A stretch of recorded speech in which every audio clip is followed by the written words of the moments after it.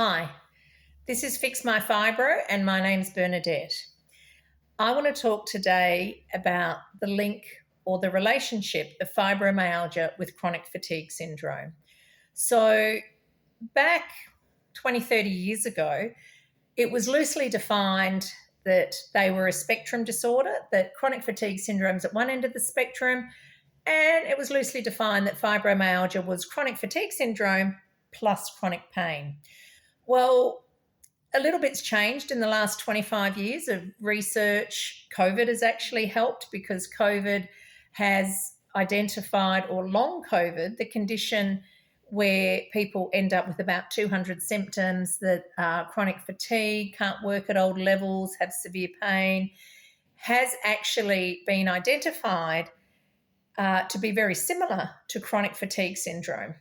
Fibromyalgia has kind of been conveniently left out of that equation. So if you're making these inroads to chronic fatigue syndrome and saying that, long COVID is very similar to chronic fatigue, suddenly the fibromyalgia part's just been, it's too hard, we don't understand it, mainly affects women. Sure, there's still 200 symptoms, it's similar, but, we're not going to bundle it all in, it's too difficult to explain. So I'm going to explain the chronic fatigue part.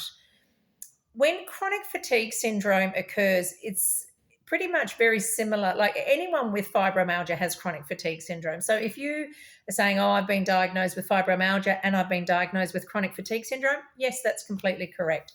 You have severe chronic fatigue and all of those symptoms associated with chronic fatigue.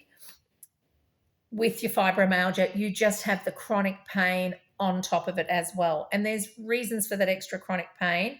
And there are two conditions I'm going to talk about and characterize that relate to that chronic pain. One is that gouty pain that I talked about, but there is also another pain that often occurs that relates to those sort of hospital admissions where you're in absolutely agonizing pain, can't move, can't bend your elbows, can't walk, can't drive yourself, that excruciating pain that we fibromyalgics have at times over our illness. I've probably had, I would say, about 5 onsets of that kind of pain in relation to my 23-year presentation of my symptoms. So, but they're both different biochemical and potentially immunological processes in the body.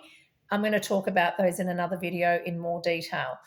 So the chronic fatigue syndrome now is in part believed that after a respiratory virus, it can set off a severe immune reaction in the body or a severe health-related reaction in the body.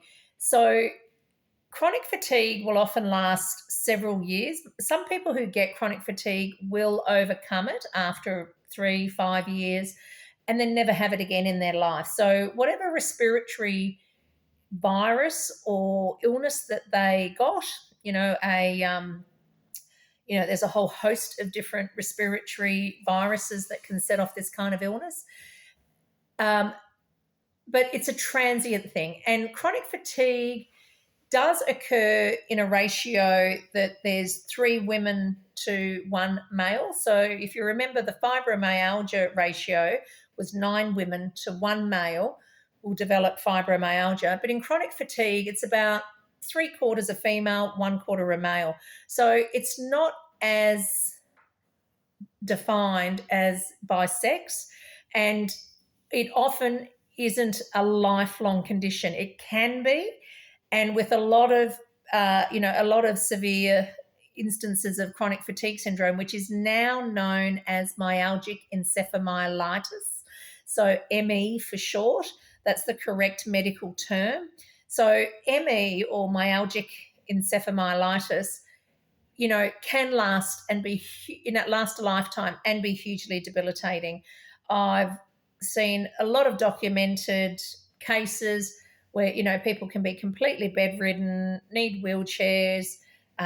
There's some local research groups in Australia that I've had involvement with that study chronic fatigue syndrome and do information sessions and the like. So I've met other chronic fatigue syndrome patients, but there's a lot of, I guess you could say, overlap with chronic fatigue syndrome and fibromyalgia. And because neither has an accurate diagnostic test, there's a lot of mix up where people will say, oh, I've got chronic fatigue. But when you talk to them, you think, well, actually, no, you actually meet, in my opinion, the criteria for fibromyalgia, but you haven't been accurately diagnosed for that. So this misdiagnosis issue actually affects chronic fatigue syndrome just as much as it affects fibromyalgia. With long COVID, recently there is a understanding that set of symptoms is set off by an activation of part of the immune system. That part of the immune system and its underlying symptoms are very complex, and it's the complexity of that onset.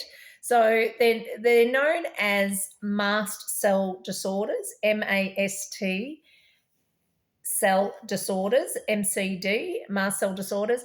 And I want to talk about mast cell disorders in a lot of detail because they're hugely difficult to diagnose. There are diagnostic tests, but they're all invasive, which means they have to take out do a biopsy, part of your tissue, and look at it under a microscope with the correct staining. And that just doesn't happen. We don't do invasive diagnostic testing very much anywhere medically.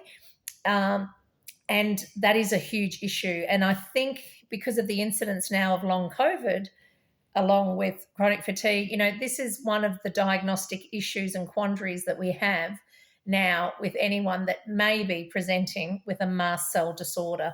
I'm going to go into a lot of detail about mast cell disorders and what causes their symptoms and their underlying treatment and what the issues are relating to it. But we'll talk about that in another video.